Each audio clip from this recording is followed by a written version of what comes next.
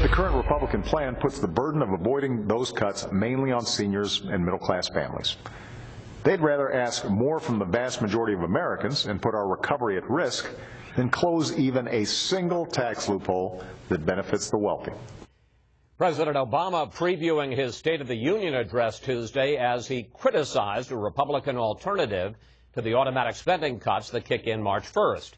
And it's time now for our Sunday group. Bill Kristol of the Weekly Standard, Liz Marlantis from the Christian Science Monitor, Republican Congressman Tom Cotton of Arkansas, and Fox News political analyst Juan Williams. Well, we heard from Senator McCain and Congressman Pelosi in the first half about how they think that this sequestration should be resolved. Bill, a number of congressional Republicans say if there's no compromise, and one of the big issues is going to be the Democratic demand for more taxes, that we should just live with the $85 million in automatic spending cuts that kick in March 1st. You disagree with that? Yeah, I think the sequester is terrible public policy, as Charles Krauthammer said in his column Friday. Charles then has a complicated argument for why. But on the other hand, Republicans should tactically and politically embrace the sequester because it gives them leverage over President Obama. But I think it's too dangerous. It'll do too much damage to our national defense. The president should be responsible and put forward a serious plan to deal with it. The Republicans also should put forward a serious plan to deal with it. They passed good legislation in the House last year. They should pass it again this year and put the burden on the president and the Democrats to say, well, what will you do about the sequester? But you really can't just sit back and say, well, the president's proposal from 2 years ago, we wash our hands of it, and we're just going to let our national defenses be gutted. Liz, it's interesting because with the fiscal cliff at the start of the year, the president had all the leverage because if Congress did nothing, then everybody got a tax increase, the rich as well as the middle class. Do Republicans have the leverage now because if they do nothing, if Congress does nothing, then this $85 billion in automatic spending cuts kick in? Well, that's what they're saying. I'm not entirely sure that that's true in the sense that I think that Republicans still risk being blamed more if it goes through and things go badly, if the economy takes a big hit because of it, based on all the polling and the way this argument has been shaped, and frankly because they're just at such a disadvantage with messaging. Obama has been out there really driving this argument. I think the Republican Party would probably take the bigger hit. Boehner's trying hard. He's calling it the Obama-quester. He's trying really hard to pin this on the president. But right now, the way the politics of this stand, they may have leverage in the sense that they have an opportunity to get spending cuts, but they may take a serious political hit because of it if they go through with it. Congressman Cotton, I want you to react to that. And as you saw in the clip we played from the president's weekend address, once again, the president is trying to make Republicans pay the price politically. He's basically saying these cuts are going to affect the middle class in education and law enforcement and food inspectors. And once again, you guys want to protect your wealthy friends from any tax increase. Chris, the bigger risk, I think, is the way that they're going to impact the Department of Defense. It's cutting almost $10 billion, or 10% of the Department of Defense's budget this year. And that's after 4 years where the Department of Defense has been the one agency in the federal government that hasn't had hundreds of billions of dollars stuffed into its budget.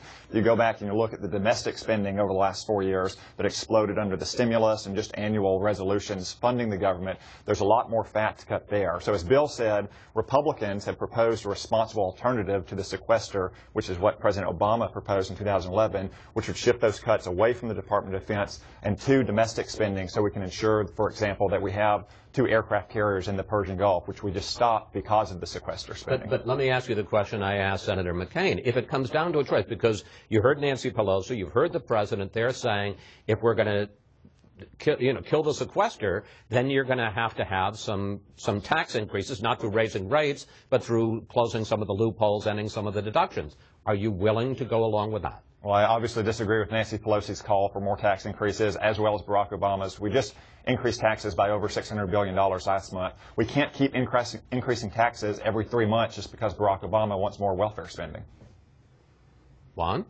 I'm a little befuddled because I think you said there's too many cuts on defense right now, and you want to protect defense from additional cuts. And in fact, defense, I think, is going to suffer like 8% of the cuts versus 4%. Actually, it's 13% because it kicks in March rather than last fall. Right, but overall, I was saying it's about 7.9% for defense versus 4% for non-defense or domestic spending. So if that's the case, Congressman, then I think Republicans have to take a responsible posture, which is, okay, even, you think back to Mitt Romney said, we can close loopholes. We can do away with some of these deductions. Nancy Pelosi, talking to Chris Wallace this morning, pointed to benefits and subsidies for the oil and gas industry in this country, unnecessary farm subsidies. I think there's an overwhelming consensus on Capitol Hill that a lot of those can be done away with. So why not work with the president to avoid sequestration that you say would be draconian? Just cancel the defense cuts. You can't pass a big tax reform bill. What's so funny? Well, It's $45 billion. You guys strike a deal and they say,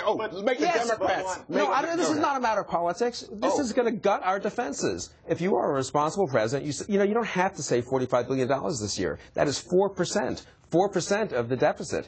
We're going to endanger our national defenses and shortchange our servicemen and women overseas for the sake of cutting 4% from this year's deficit. It's totally irresponsible. And Bill's right that you can't have massive tax reform in just 60 days. I mean, it took Ronald Reagan and Tip O'Neill and Bill Bradley, bipartisan bill in 1986, 20 months to do it. But there's more than enough tax pork in the fiscal cliff bill for things like NASCAR track owners and wind energy producers and Puerto Rican rum manufacturers that would more than offset the defense cuts that would be so devastating. Well, so make a deal. I mean, and Bill wants the president to bail out Republicans who made the I want the president to bail out our military. Right? No, I want the president to bail out our military. He is commander-in-chief. Maybe you're not aware of that. He wants a deal here. He is saying, let's have a temporary deal to avoid sequestration, and Republicans are saying, no, we've got to protect the very rich, the oil companies and gas companies, and we can't do it. I'm going to call a little bit of a change here because we're running out of time in this segment. And Congressman Cotton, I want to ask you about an interesting decision that the congressional Republican leaders made. They decide who's going to give the official Republican response.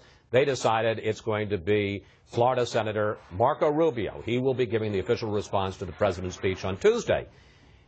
Does that make him the new face of the Republican Party on Capitol Hill?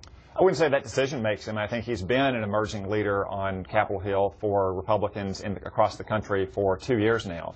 He's a generation of new leaders, not just Marco, but Paul Ryan and Scott Walker and so forth, who are emerging and who I think are going to be the leaders of our party going forward. And I think Marco in particular is a great and passionate advocate for conservative ideas of limited government, strong national defense, and individual liberty. Let me just ask you, Bill, and then we've got to wrap this up. As somebody who wanted Marco Rubio to run last year, how big a deal is this in terms of his emergence at the top of the Republican pack?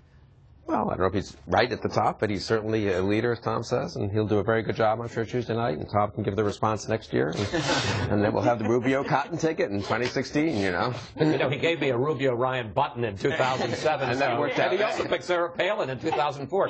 When this guy talks, we listen. All right, panel, we have to take a break here, but when we come back, some members of Congress demand new checks on the president's power to launch drone strikes.